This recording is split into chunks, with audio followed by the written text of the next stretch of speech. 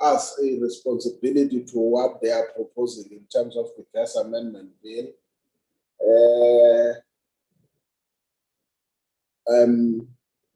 Can I give in to the DG? Or if the minister, I didn't see the minister, but I saw that DMRE, if I'm not mistaken, I hope I was correct then, but I can't see it now. Yeah, I saw the DMRE. I saw the DG is on his own platform or mic or gadget. But there is DMRE. I would know if the minister is in. I would give in to the minister. If the DG is in, I would give in to the DG. DMRE.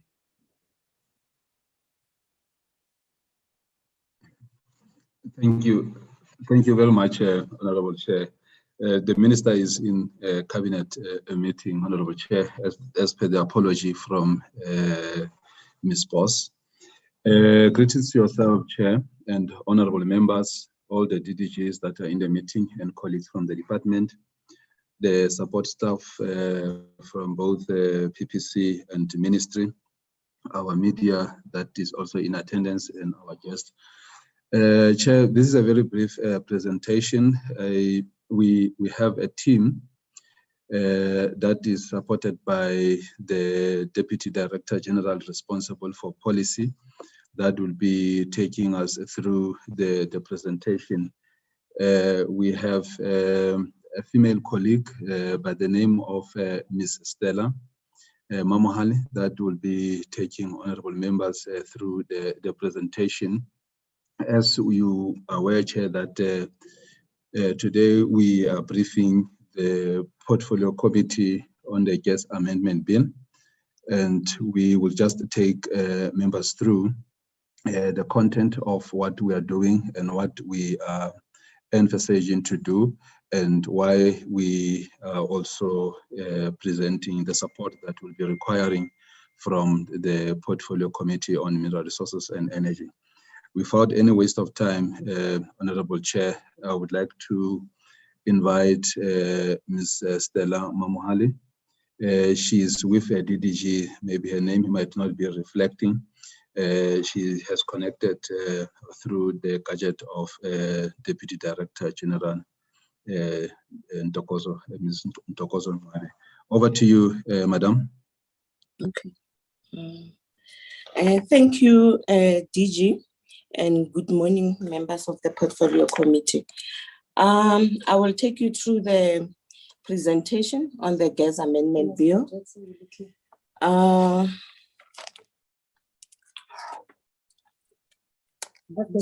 Okay.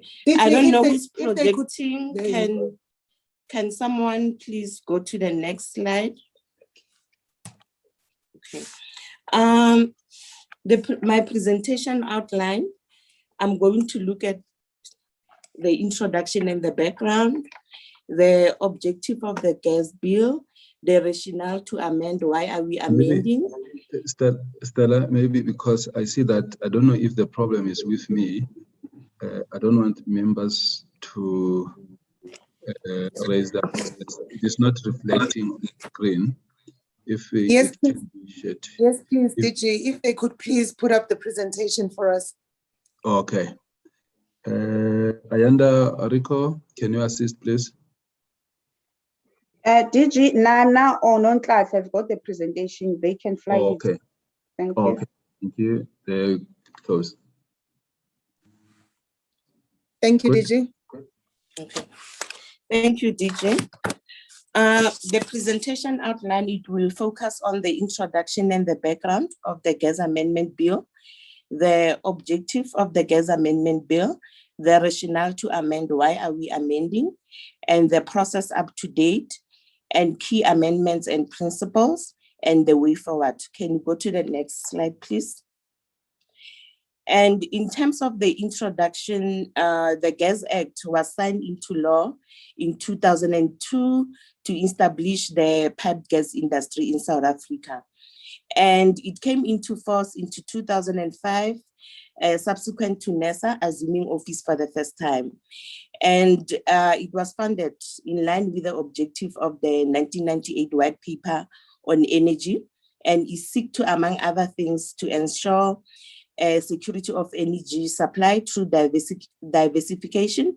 And this also include increased use of natural gas, and to increase access to affordable energy services, and to stimulate improved economic development and improve the management of energy-related environmental and health safety issues. So in terms of the objectives of the bill, what we seek to do in terms of the gas amendment bill, we seek to promote the orderly development of the gas industry, to provide the broad-based economic empowerment in the gas industry, to provide for socio and environmental sustainable development, to facilitate gas infrastructure development and investment, and strengthen enforcement and improve compliance. Can you go to the next slide? So looking at the rationale to amend, why are we amending the current Gas Act? Currently, the Act as it is only dedicated to the regulation of pipe natural gas, excluding other gas sources such as your landfill gas, unconventional gas like your shale gas and CBM. And the Act as it is not in line with the new technologies for storage and transportation for LNG, and also for CNG, compressed natural gas. And the Act, it does not also empower the energy regulator, which is NERSA, to monitor and enforce compliance. There is also no specific timeline for carrying out some of the stipulated obligations in the Act. And yeah, I think, as I've indicated, it's not also in line with the recent technological development in the gas sector. Next slide, please. So still on the rationale to amend, the Act, the current Gas Act as it stands, there are no penalty for some of the obligated provision in the Act. For example, there is no penalty for licensee for failure to comply with NERSA's directive. As the Act stands, the energy regulator will issue a directive to licensees for compliance, but as the Act stands, there is no penalty for that. So we've cured that in Section 34A of the bill by ensuring that any failure to comply with the directive issued by the energy regulator, it will result to an offense in terms of the bill. And further to that, the Act does not enforce immediate cessation of unlicensed activities, and it does not also enforce registration of unlicensed operations. There are certain activities in the Act which the licensees or people who are in the gas sector are only required to register for operations. But as the Act stands, there is no provisions that enforce those registrations of unlicensed operation. And further to that, the Act is not also clear on sanctions regarding the licensee failure to provide the required data or information to the regulator or the department, or if failure to provide a correct information, or while the licensee might be providing incorrect information. So we've cured that also in terms of Section 34A of the bill, whereby providing a false information to the energy regulator or the department, it will result in an offense. And further to that, the Act has no timeline for carrying out some of the stipulated obligations. For example, we have Section 17 of the Act, which requires the licensee to publish a notice of application for a license, but there is no time frame within which the notice should be published, and that has been cured in the bill in Section 17 of the bill. Can you move to the next slide? Still on the rationale to amend, the current act as it is, it does not empower the energy regulator, which is NERSA, to set or monitor or approve prices and tariff. It only empowers them to monitor and only approve tariff when it is necessary. So what we have done now in the bill, we've empowered the energy regulator to set, to monitor, to approve, and also to regulate the transmission, the storage, and the distribution tariff. Still on the amendment, okay, the act further, it still does not empower the energy regulator with the mandate, with the adequate mandate to monitor and enforce compliance. For example, the energy regulator is only empowered to gain entry into premises where an illegal operation or activity is taking place, is taking place, but it only to an activity which is licensed. It cannot investigate illegal activity where it's suspected that there is an illegal activity undertaking place, but it can only goes into investigation only to a licensed activity. So what we have done is that we have empowered the energy regulator in terms of Section 29 of the bill to have the powers to enter regulated activities for entry, for inspections, and also for the gathering of information. Next slide, please. Next slide. Still on the rationale also, we, okay, I think there's a repetition here, but I will move to the other one. Still on the timeline, sorry, next slide. Still on the timeline for the carrying out of some of the stipulated obligation, we have also empowered the energy regulator to, yes, to register some of the activities that does not require licensing. Moving to the next slide, please. Then, yes, I think I've touched on that, why we are amending, because the Act does not incorporate the recent technological development. There were some omission, drafting shortcoming, and inconsistent that need to be corrected. And also we have dealt also with issues of definitions and elimination of ambiguous word and expressions or provisions. Then going to the process that we have followed, this is the process has been taking place for a while. So if you can see through this slide that this process dates back from 2012. And the first draft of the bill was presented to Cabinet in 2012. And during that process, Cabinet returned the bill, requiring the department to go and consult Cluster and submit the bill for pre-certification. Cluster was consulted and the bill was also certified by State Law Advisor. Then the bill was returned back to Cabinet in 2013. Then Cabinet approved it for public and stakeholder consultation. Next slide. Then the process of stakeholders consultation was done in all the 9 provinces. We've consulted NEDLAC, and the NEDLAC report was issued in 2014. Then once the consultation process was completed, then the department also did the CR report, which was issued to the department in 2015. But again, what also led to the delay of the bill, in 2015, the minister issued a determination in terms of Section 34 of the Regulation Act to procure 3,126 megawatt of new IPP gas-fired generation capacity to be generated from various sources. Next slide. Then following that, next slide.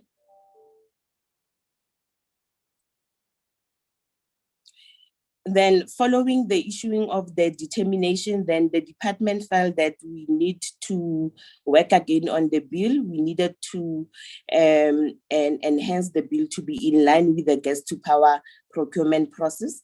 IPP office was consulted and NERSA was also consulted to provide technical inputs into the bill. Then following that, I think the bill was submitted again to NEDLAC because there were some changes that were also made on the bill to ensure that it is in line with the gas to power procurement process. Then we did consult NEDLAC again around July 2017, and a tax team was formed, and we engage on those provisions that relate to gas to power. Then a NEDLAC report also was issued in 2019, which is also an addendum to the 2013 NEDLAC report that was issued previously to the department. Next slide, please.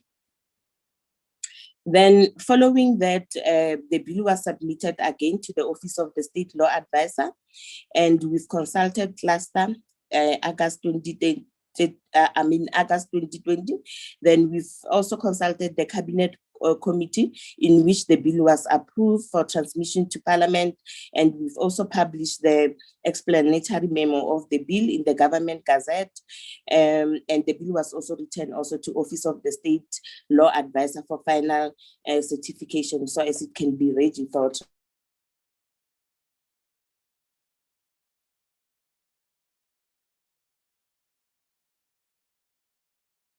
transmission to Parliament.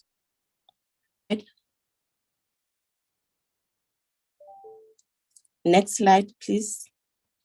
So in terms of the key amendments that are on the bill, these key amendments, they were addressing the challenges that I've just mentioned in terms of the key amendments. We have section 4 of the bill, which empower the energy regulator to regulate tariff and prices. And we also further have section 22A of the bill, which provide for exclusivity. So this section, it allows the person who apply for a license to construct a distribution facility to request the energy regulator to grant it exclusivity for a license. And this section is not more of hindering competition, but is more of ensuring that the applicant, they will be able to recoup their return of investment in terms of the distribution facility that they want to construct. And further to that, what will happen is how the energy regulator is going to manage this. What they will do is they will ensure that the licensee, once they have been granted an exclusivity, they will have to submit a market developmental plan for that area. And the energy regulator will ensure that they undertake an annual review of that plan.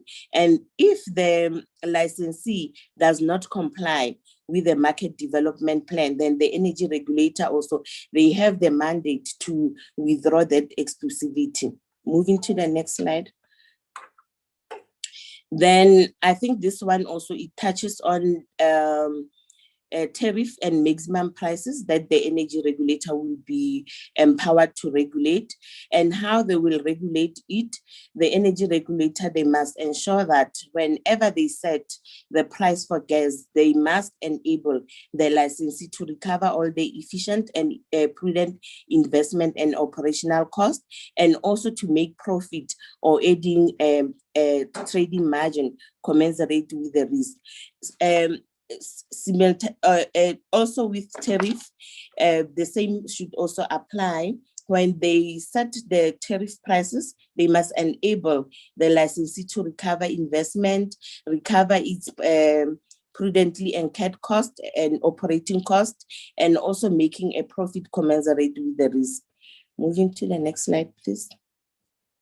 Then we do have section 26 of the bill, which is more of ensuring that the energy regulator may issue compliance notice to any person who fails to comply with the provision of the Act. And we've also empowered the energy regulator to impose administrative fine. We further have section 28A of the bill, which empowers the minister to compile a gas master plan. And so in terms of this master plan, is more of coming up with the gas supply and demand scenario planning for the country.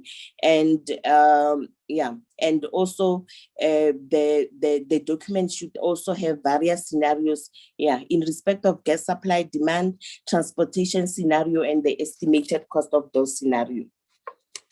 Next slide. Then we further have section 28B, which empowers the minister to make a determination for gas infrastructure, gas and services. So this is similar to Electricity Regulation Act, section 34, where the minister may make any determination for new electricity capacity. So we've included this so as we can also empower the minister to do that for gas specifically. So in terms of this section, the minister may determine whether the person who intends to construct, to operate, to maintain or manage the required gas facility or service is an organ of state, is a private sector, or a cooperative in terms of the Cooperative Act. And also the provision, it further provides for the establishment of integrated energy project. Then we do have section 34C, which empower the minister to issue exemption for provision of the act if it is likely to safeguard national security of the Republic, promote national strategic or economic interest of the Republic, and also to discharge an international obligation of the Republic. Next slide. And I think this is the last slide. Then we do have Schedule 1, where it provides for exemption from obligation to apply or hold a license. So we would like to see this bill promulgated as an act. Thank you.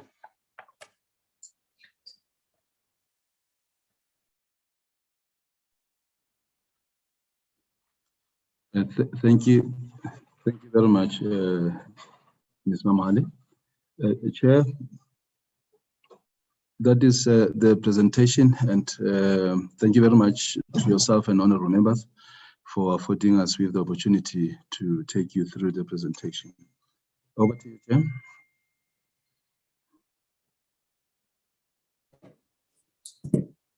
Thank you, DG and your team. I'm told that I just received the message. Maybe it's a committee virus that Mr.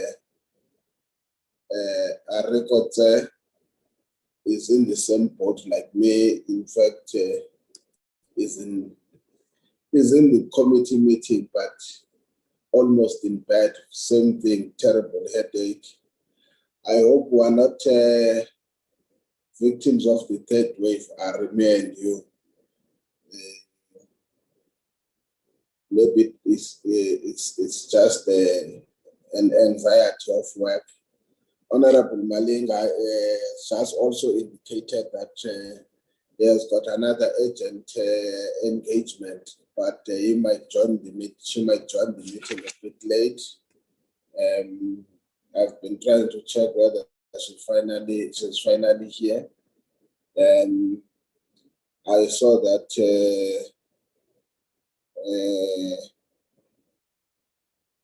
Yeah.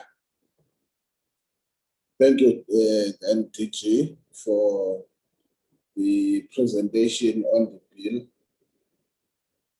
Can I check or the hands? Any questions of clarity before we may go to the next level?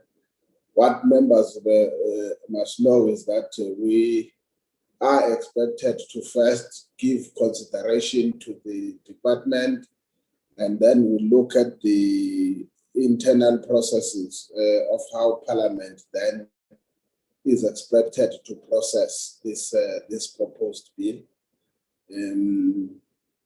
I'm not trying to lead anyone. So we'll have to make sure that we deal with something that we've got some degree of clarity on it. Can I see, is there any that members have kept quiet? Any take, honorable members?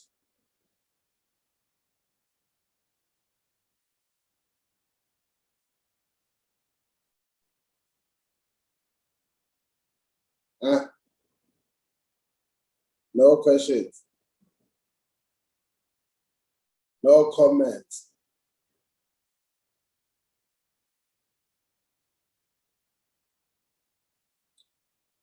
Maybe I must be the first one, DG, to ask this question.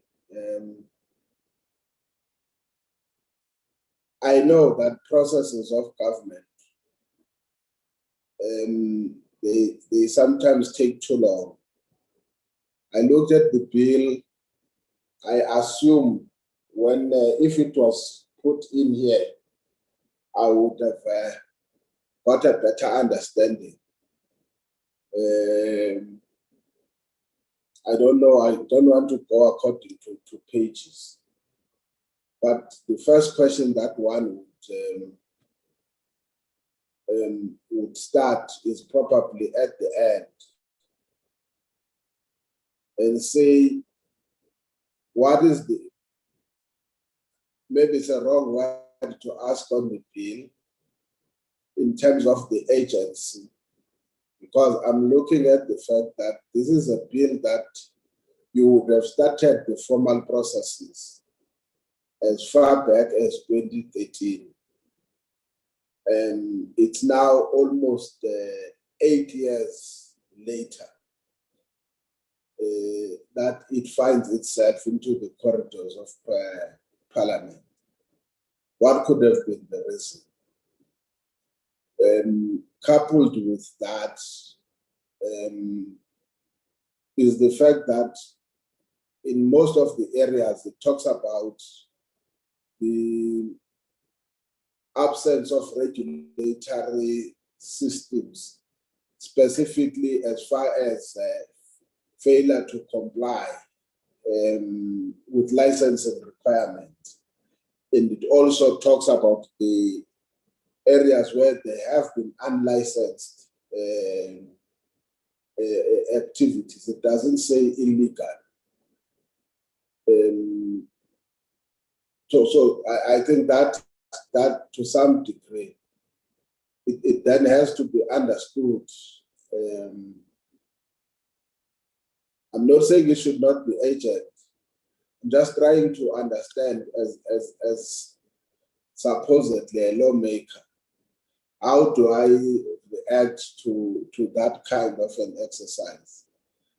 And which is, I said, linked to this second question also is a third question that as we had started with some of the initiatives, liquid natural gas and other things that we were talking about, what could be the implications in the absence of such a bill on an act in the processes or projects that have already been undertaken, including amongst others, the shale gas?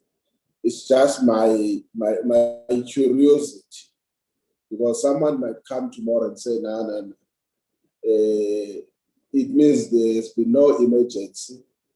And to what extent has been done? Is there some, I don't want to say illegal, but some degree of damage with the absence of the bill that could have experienced or have occurred as far as the gas industry is concerned? Maybe you can help just to provide that clarity in the meantime. I'm not opposed to it because we're still going to engage with it. But somebody might just say, now relax. It has, I see also it has gone to NEDLAC twice.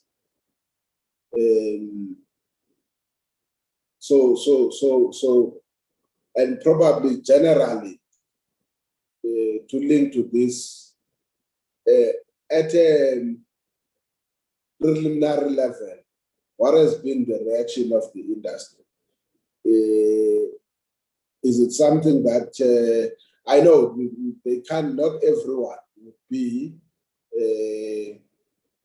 they can't sing the same tune, but is it something that we should take it that it would be welcome to the industry, or is it something that is a management exercise within the department in terms of the regulatory framework? I just need to, I think those are the clarities maybe you can assist DG. They may not necessarily relate to the content of the bill. They may relate obviously from the question of the background and the purpose. So I think if you can, I see that there is not a single honorable member that wants to have a take on the matter. Okay, DG. Thank you very much. I will give over to the DDG together with Ms. Mamahali. Then I'll come in at the end. Over to you, Ms. Nabe. Okay, you. Okay. Thank you, DG. Although we didn't get all the questions, but I will try to attempt on the, I think it's the second question on whether the current development that are happening in terms of the LNG project is the bill so just to rephrase the question is to say that whether those projects will be enabled as the bill is not yet promulgated. So what I will say is that the project, there are not preconditions on the bill, because the current act as it is, it regulates gas infrastructure. So this act, it doesn't regulate the molecule per se. It regulates the construction, the operation, and the conversion of infrastructure. So in terms of those LNG projects that the department is currently envisaging to enable, then the current act as it is, it will still be able to enable those infrastructure, because this act, it regulates the infrastructure. And I think there was a question on why the bill took 8 years. I think in my presentation, I've indicated that in 2015, when we thought that the process is going forward, then the minister made a determination for gas to power project. And as the department, we had to sit again and consult the energy regulator, consult with the IPP office, which was responsible for compiling the procurement document for the gas to power project.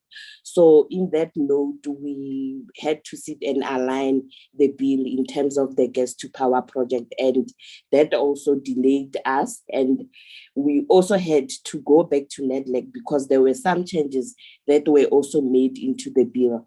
But the second time when we went to NEDLAC, we only engaged them on the gas to power provision that we have just included in the bill. So yeah, I think I've touched on all the question, unless if there is something that I'm leaving behind. Thank you. Okay, DDG, do you want to come in? Okay. No, DG. I think the last bit we couldn't catch on the questions. Okay. No, thank you very much. Oh, okay. No, thank you very much, Chair. I think the questions and the comments are quite constructive. Now, maybe if I may add on your question as to what is the agency right now. Chair, without taking you through the slides, I think we have articulated our position as the department as to why we want this amendment, to go through. we are informed by the work that we are doing, and we are also informed by the work that NERSA is doing, especially when it comes to issues that relate to compliance and so forth. Now, the other question is on why only now. I think it is also linked to this, primary question or the initial question. We believe that the delays that have been caused, the minister made a commitment that all the bills that have been delayed, they need to be resuscitated. And so it is part of the work of the policy branch to make sure that all those bills that have been there for more than 8 years, even more, they are resuscitated. And so you will be getting more of them coming to you, and also the ones that you are quite familiar with, they will still also be coming to you as the PPC. Everything that you are doing, not to say that there is agency, because we understand that it is part of our work. We want to dispose it off as soon as possible. Yes, indeed, I think the colleague has clarified the other questions in relation with the impact that it might have in other projects that we are busy with the department. And so there won't be any adverse impact.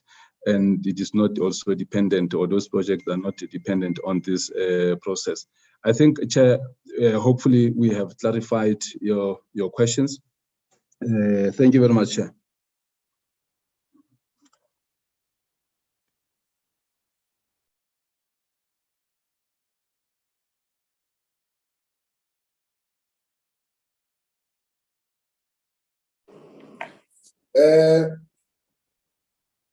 Thank you, DG. At least you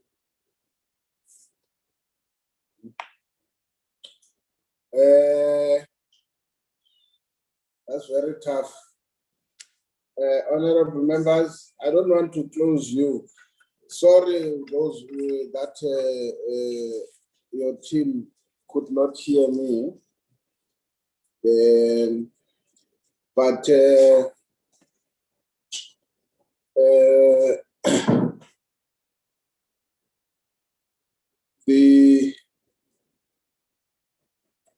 most critical thing, like you said, teacher, again, with your latter part of your statement, it's worrying me, is to understand what you are given as a task to perform, so that we execute that task fully aware of the responsibilities that we have.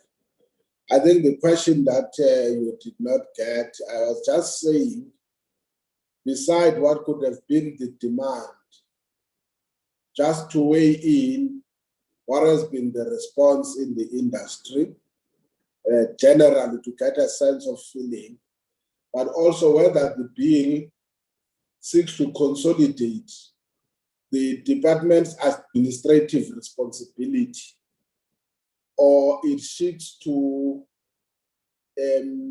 assist in the operations within the industry or the sector. Those are two different things at times.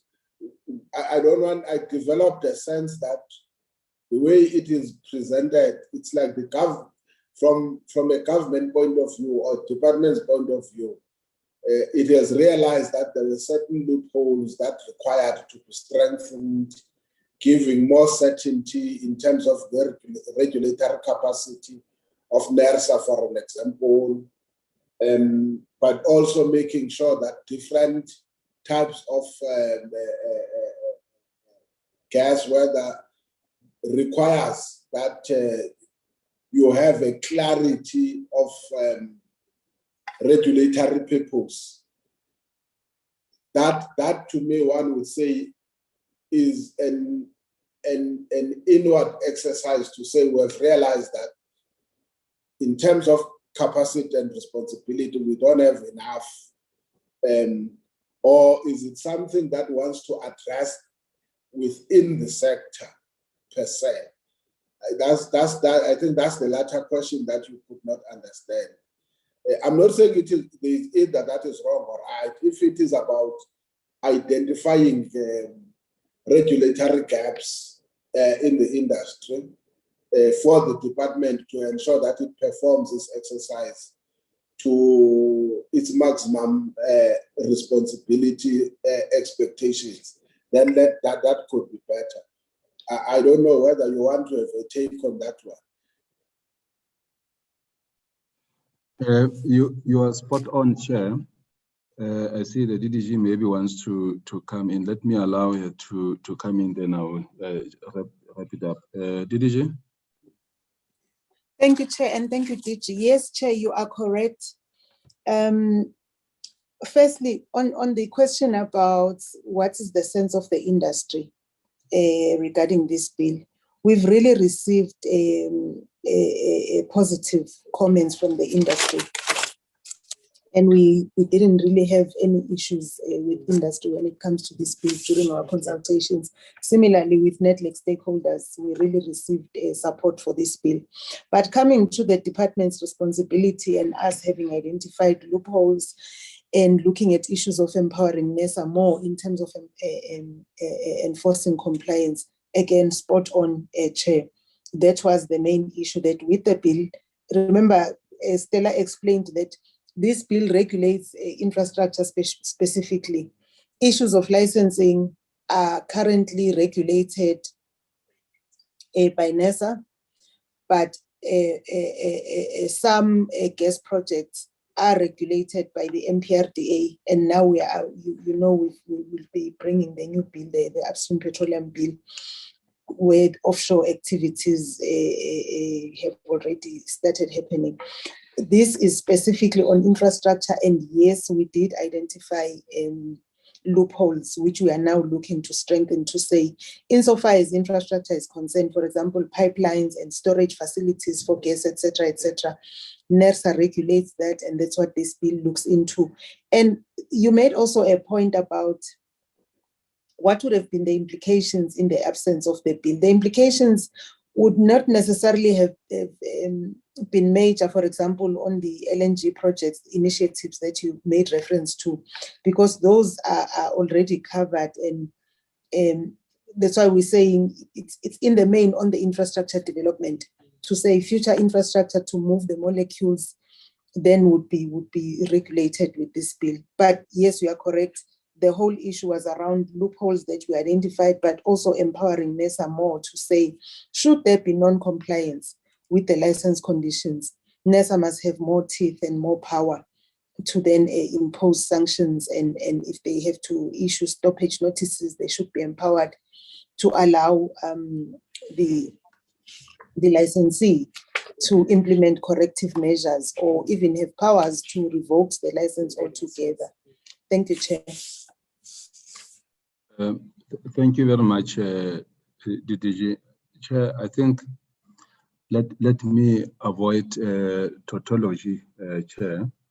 That is basically what you raised and what the DDG just confirmed. Thank you very much. Over to you, Chair.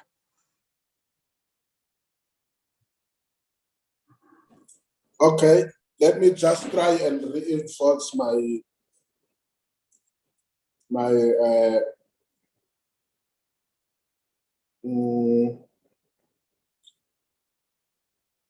what is this? Network, yes, from where I am. In the absence of further comments, DG,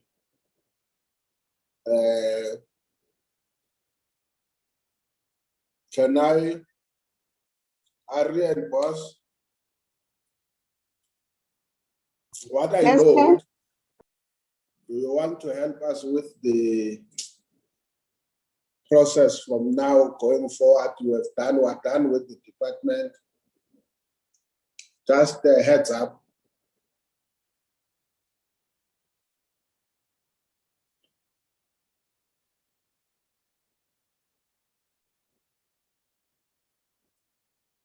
Or I caught you offside. Sorry, Chair, we were just focusing Can we brief the members in the next meeting? We first want to caucus with you and then we'll give the further processing in the next meeting.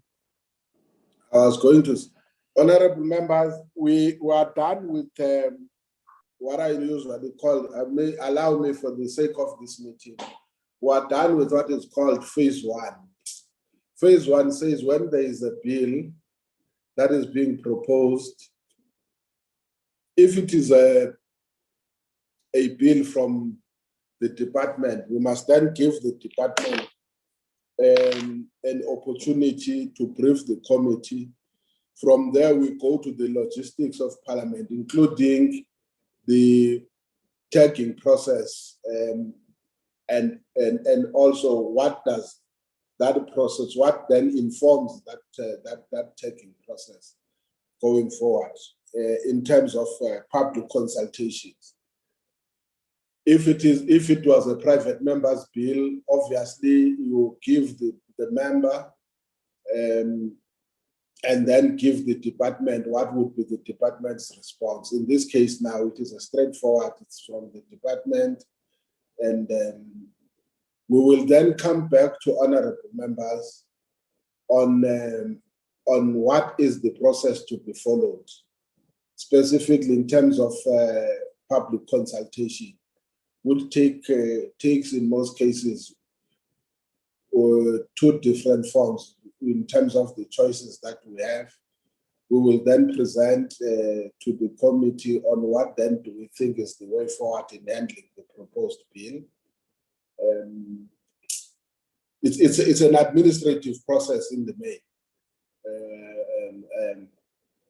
that we'll have to look at, and then the committee can deal with the matter at that time. Without any delays, I think we are done. Let's thank the department. I hope we will not do an injustice. We are always very thorough on what we are doing, except the last threat, DG, that you made. And I knew anyway, suspiciously knew that once you present the gas bill, this one on gas, surely you will come with what Ntokozo now confirms, the petroleum, the upstream. We will see it. I said in the last meeting, you will bear with us, which is why I was asking the first question. You will bear with us. We will deal with all the bills as you keep on rolling them to us on the pace and scale in which the committee can afford. Just bear with us. But thank you very much for the presentation. Quite short, precise, to the point. I think I must congratulate you for that. Honorable members, I think now we will have to go to the minutes, Nepos and Ari. Yes, Chair. Yes, flag them, please.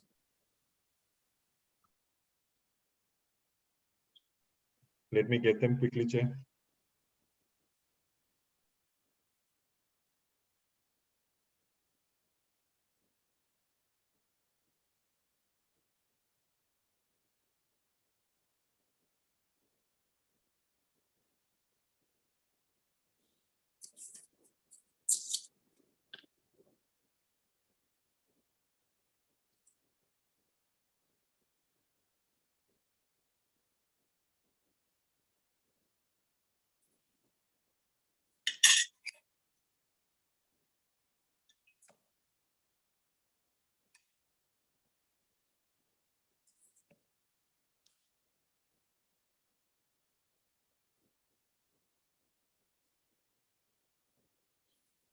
Okay, it's the minutes of the 11th of May. And let's go on attendance. anything we want to deal with?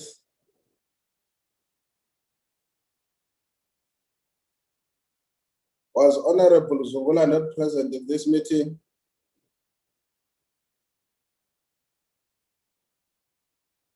I'm just checking.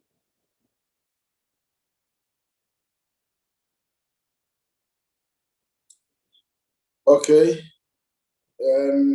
Let's go to number one, Ari.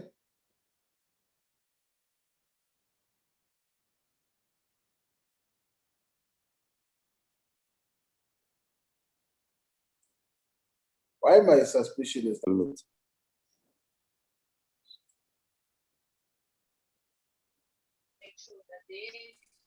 Second, Chair.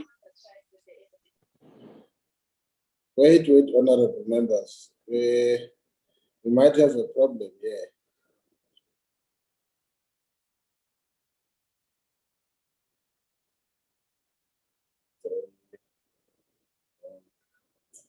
Five. Ayan and Ari, please help me. We seem to be 5 on the platform.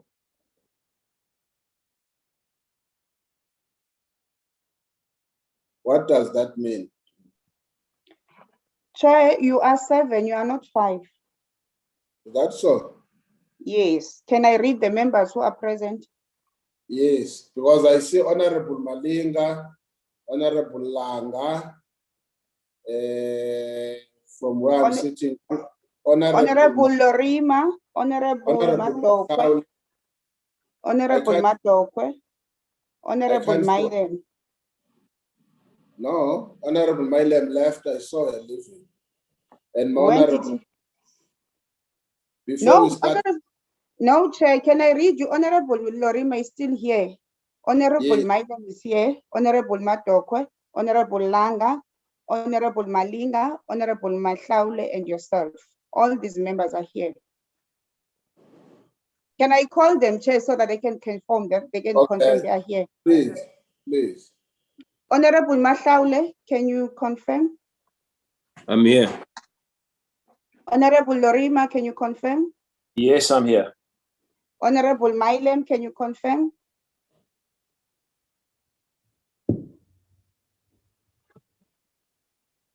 Yeah, I think he's Honorable- gone. He said he had an appointment. Okay. from Yes, Chair. sir. Okay.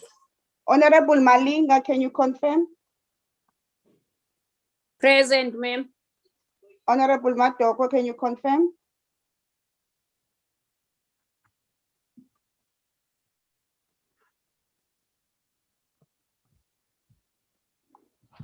Honorable Matoko, It seems he's struggling with network issues again, Ayanda.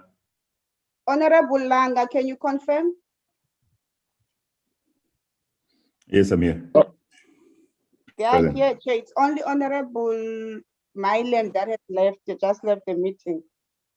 So you are That- 6 altogether, so you can still proceed. Are we 6? Without Honorable Mailem, yes. Unless, Should we count on the reason I'm saying this? I don't want tomorrow to have things that are challenged. The reason I'm saying this is that if Honorable Madok, to the best of my knowledge, is present, then it means Honorable Lang as an alternate is not part of the voting. You can help me. 2 is that I don't have Honorable Madok currently. In as much as he might be struggling with network, I always say, except if is part of the meeting but can't communicate, but she can communicate by writing on the wall, but still it will leave us with 5. Not with 6. So that's why I was saying it's Honorable, it's Honorable Mahlaule, it's Honorable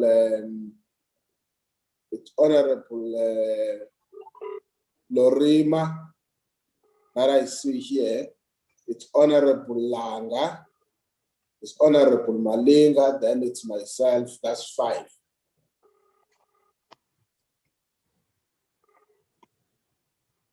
Where I come from, if the meeting Member Dokwe? if Yes, it's that, listen, are you coming back into the meeting? connected and my network is glitchy. Because we're adopting now the minutes and we just need one more member. And I told them now. I'm gonna try to. I was like, so, but it's fine. Let me try to. Chair, See what- Member Lopez says she's going to try and get in now. She's having network issues. What do we need to? That's my question, because Honorable Langa represents Honorable Madoko when he's not in the meeting.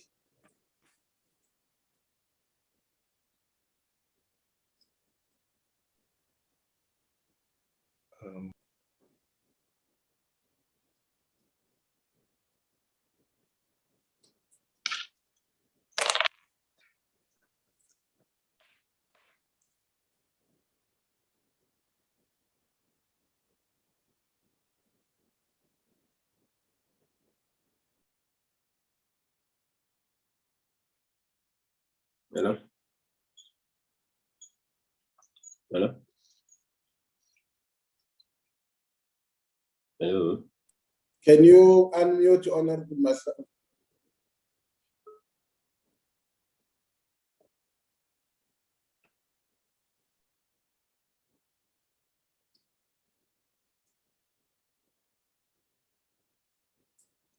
Yeah, no, you see a problem here. My main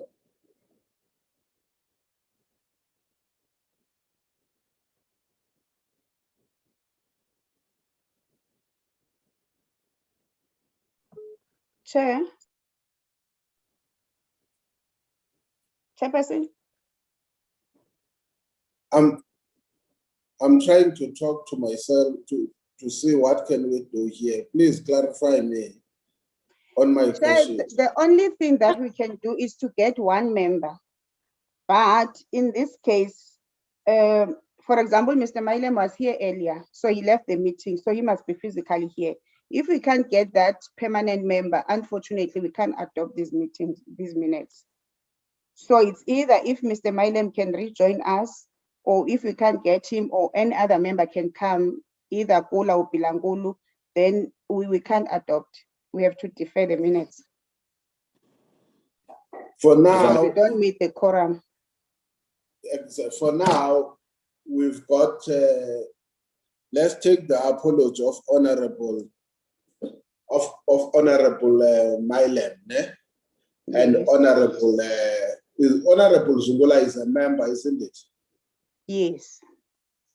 Now it means those are apologies, and you can't do otherwise with them, because unfortunately also we don't have something that says accept or reject. Now we don't, the only members that are not here literally is Honorable Volmarans, is Honorable Ola, is Honorable Bilangulu, is Honorable Professor Msima, that I know as members. So you don't have four, if I'm not, yes, you don't have four of those members. If you were to get one, then you would have the quorum that is required. But I don't think, honorable members, we must make it a train smash, the minutes.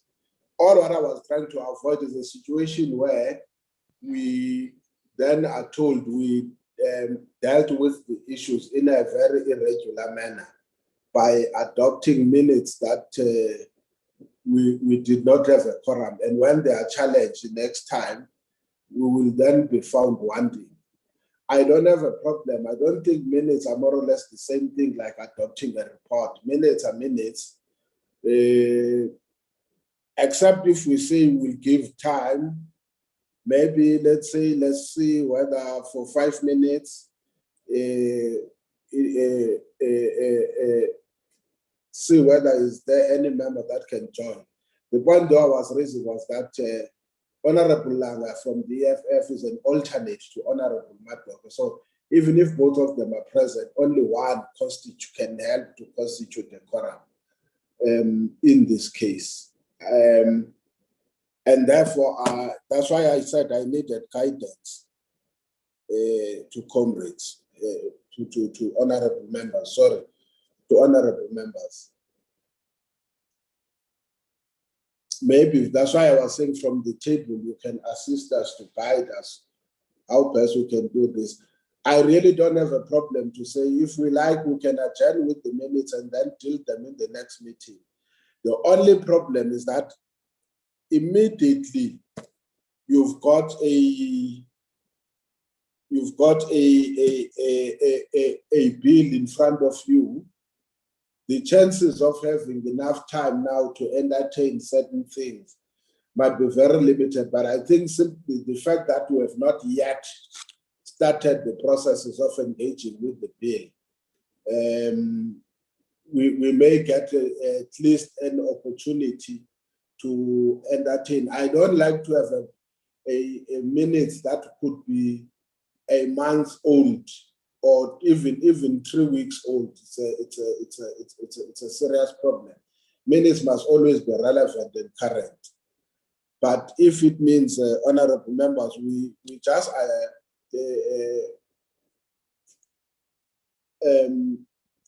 postpone the minutes and then deal with them in the next meeting, I don't think there's anything wrong with that.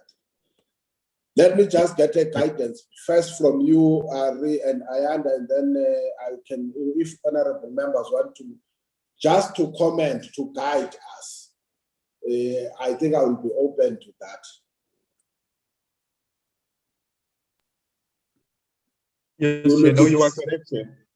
Mr. Langa is an alternate to Mayor Madokwe if she's not present in the meeting. So we are only 5 members, permanent members, present in the meeting there, and we need 6 for a quorum. So you won't be committing any serious error if we were to postpone the minutes to the next meeting. We just know that we are adding an overload, that's all.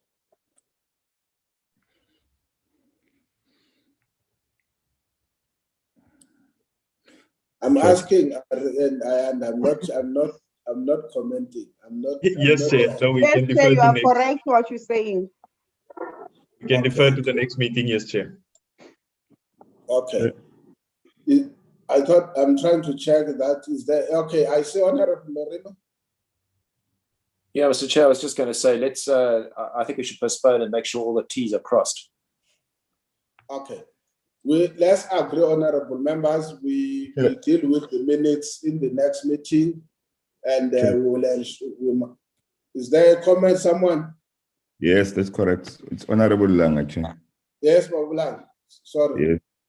I think you've made very relevant comments, Chair, that leaving AMA minutes not adopted, for the longest time is not right. So I'm thinking about we have some time today. So instead of creating backlog of minutes, if the Honorable Whip, can get his people, I think it's Kula, Honorable Kula and Volmarans and it's Kula of Volmarans and I'm not sure the third one. Then there's also Honorable Msimang. If you can maybe, like you had suggested earlier, maybe just wait for about 5 minutes, and do the job while we still can, because we don't know what's going to surface on the next meetings. So we still have more than 1.5 hours left as per allocated time for this meeting. That is my suggestion, Chairperson. Thank you. Honorable members, we don't have to take a decision on this thing, because that decision will need a quorum. Can I say to this thing, the time now is 12 minutes past. Can I give you a break of 17 minutes or 15 minutes? You can log on or you can log off. At 10:30, we'll come back and adopt the minutes. If we don't have a quorum, we'll call the meeting off, and minutes will go to the next meeting. Can I give you a 15 minutes break, and then we'll resume? That would have been normal anyway in a physical meeting. We will resume at 10:30. If even at that time, Honorable Langa is correct, we are still within on our time. It's not we are finishing at 1, Honorable Langa. We are supposed to finish at 1, not even at 12. So we have got 2.5 hours. Can I give honorable members that break time? We'll come back we'll check at 10:30. If there is none at 10:30, then the meeting will adjourn and then we'll deal with the minutes in the next meeting. Thank you very much.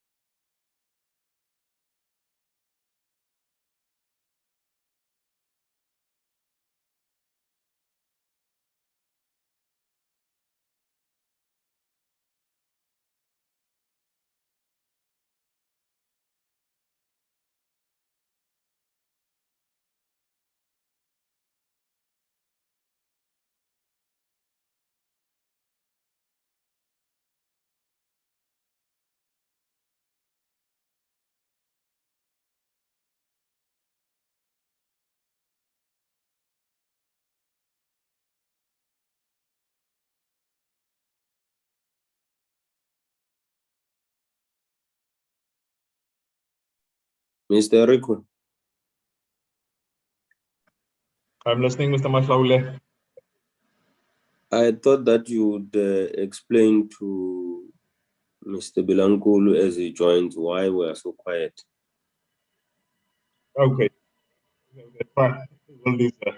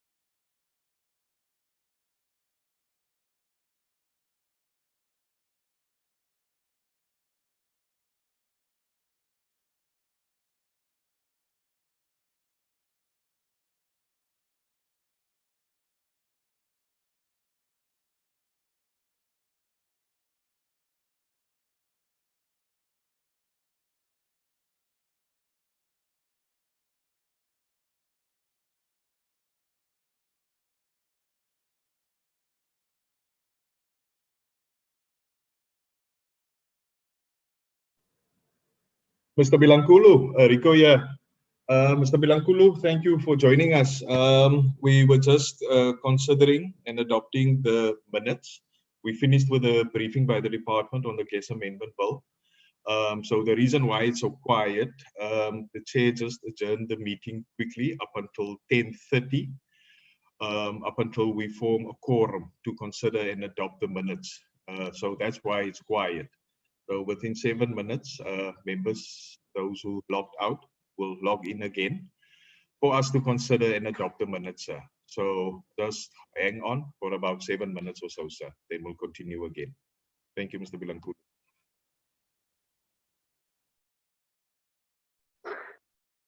No, thank you very much, Ari. Thank you, sir.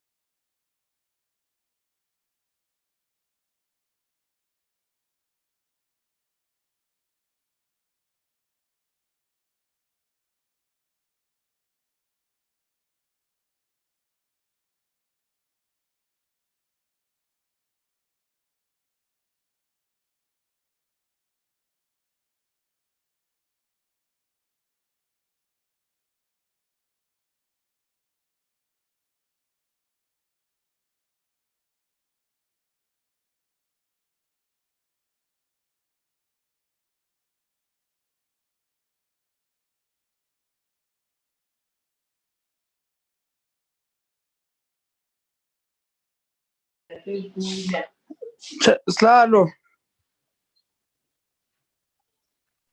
Welcome, Mr. Kula. Okay. Back to lip. Yeah.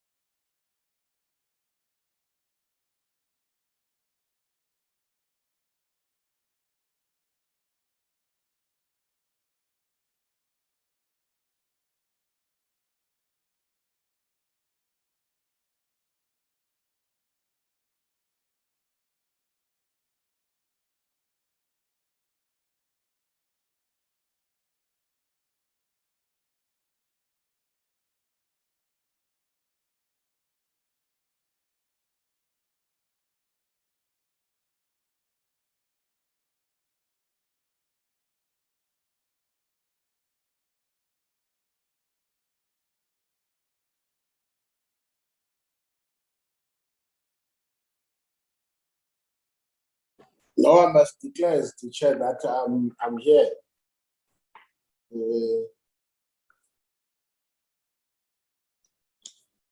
So that doesn't say the chair was not present until some other time.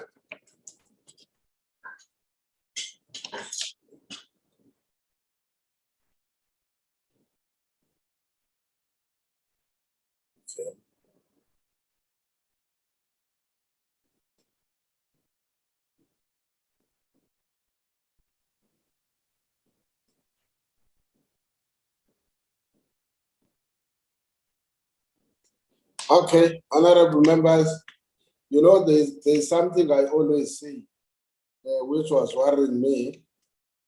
I can see now we are 6. Thanks, Honorable Madogo, you finally made it. We are 6, but 7. 7 because also Honorable Langa is here and Honorable Madogo. So, in whatever way we now form a quorum, whatever way you interpret it. Welcome to Honorable. I see Honorable Kula now is in, and Honorable Bilankolu. Unfortunately, we couldn't undertake this thing. The reason I was making this comment was that I see now, I hope Honorable Lorima will join us. Those who usually you have ever traveled, maybe as a school during the sports, or for if there is any event you travel by bus, you'll always have got that problem where other people, if you stop on a station, will go and look for others who didn't come on time.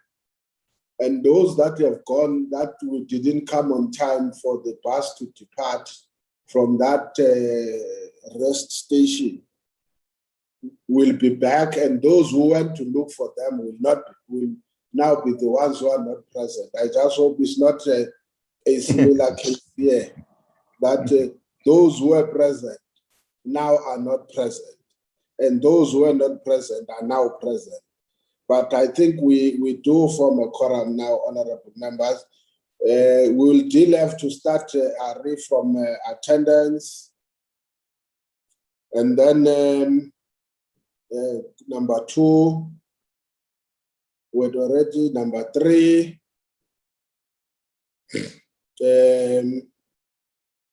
number 4, any move of the minutes? Chair, I had moved for the adoption of the minutes. Now you are moving for the adoption. It's another new round. Okay, Honorable Malina. Anyway, even if I can say Malina, there's nothing wrong. Honorable Masaule is moving for the adoption of the minutes. Any second? I second, Chair. I second, Chair. Thank you very much. Any matters arising? The only issues that are matters arising are go back, look at the resolution and accept one. Let's go back to the information requested. That's the last exactly. We need to check, do a follow-up, Ari, on the IDC and NEF with regards to women, youth, and people with disability in terms of the Black Industrial Program. Then the issue of the Black Industries Program in the Northern Cape. But I think we also agreed that this is a work in progress, because in terms of the definition, it was a definition that was not necessarily satisfying with regards to the actual concept of Black Industrialist Program. But it was not necessarily for that. So I think this is what will be a matter that we need to do a follow-up on. Let's go to the next set of minutes.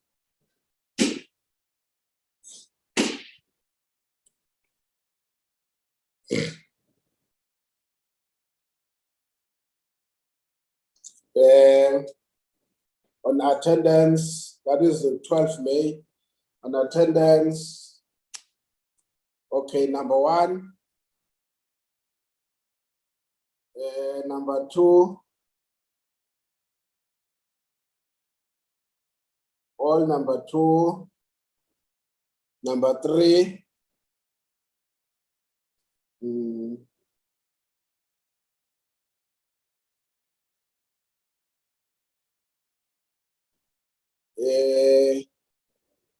Number 4. Number 5.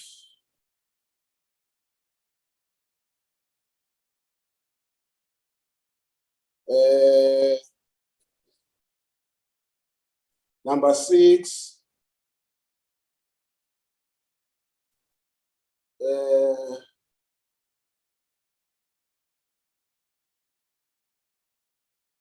Number 7.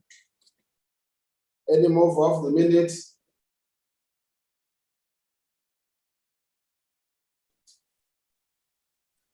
Any mover? I move, Chairperson. Okay. Any seconder? Seconded, Chair. Okay. Being the case, that might be matters arising. Honorable members, I think it's important to help you with the feedback. We've already done the consultations, including references to the House Chair as well as to the legal services.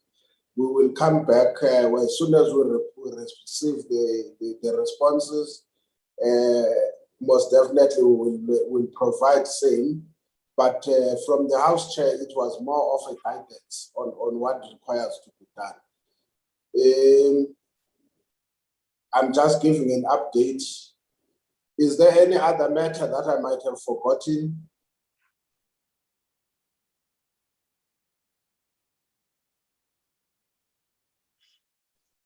Okay. In the absence of such, the meeting stands adjourned.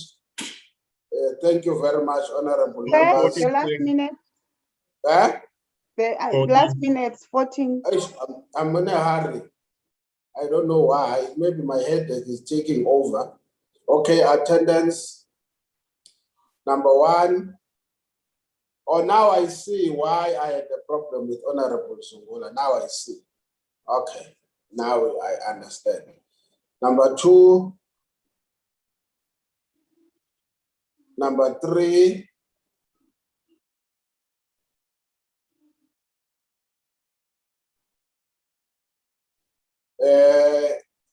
Any mover?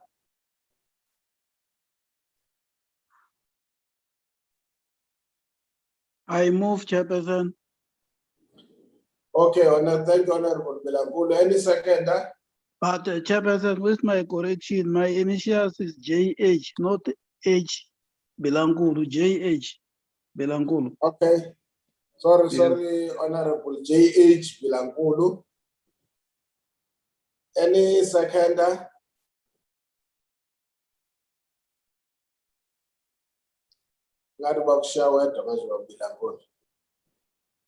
Any seconder?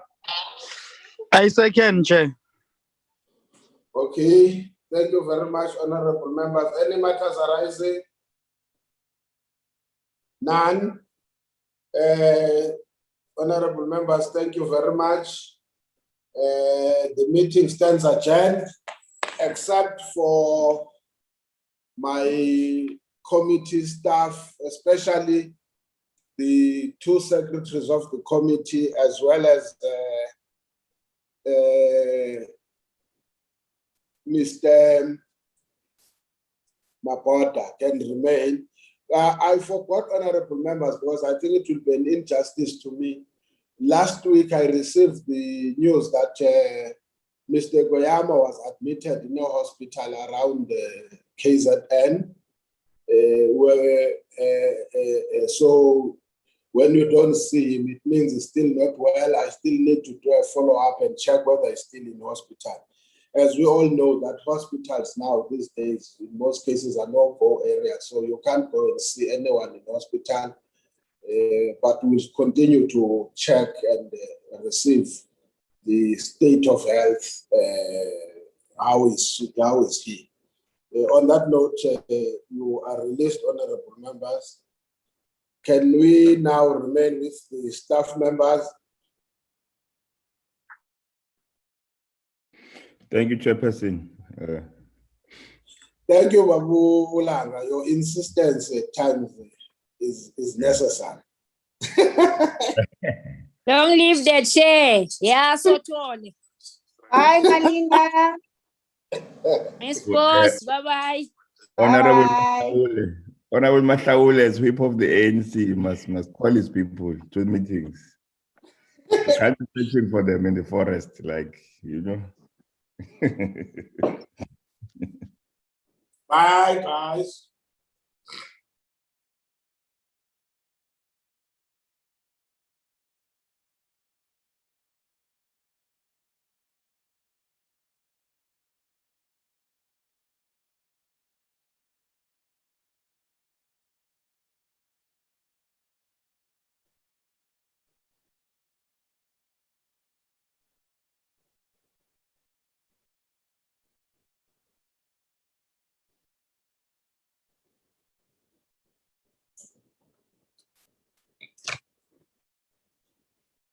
Hamba kula manje siyabonga ubukhona.